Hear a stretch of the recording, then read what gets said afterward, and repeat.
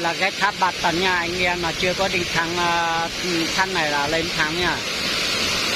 Tháp này là từ quỳ đến đây á. Tháp bát tận này.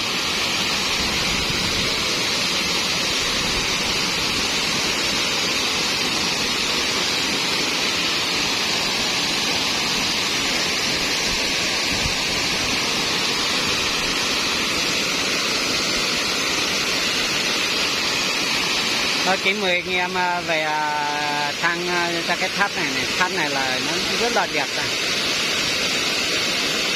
Nhấp nó lên từ trên đệm xuống rồi.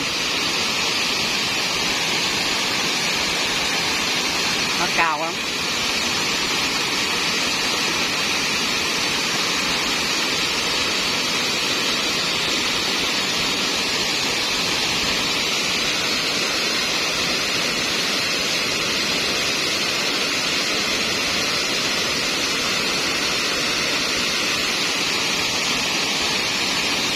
Nó ta tới cái tí phong như nó nằm ở tầng thả tới khó chơi cái càng xa ta lấy lên thì sẽ càng xa cho tụi nó tiếp càng xa lên cho nó đi một đâu cho tụi nó đi một xa đó có sát còn khí đi luôn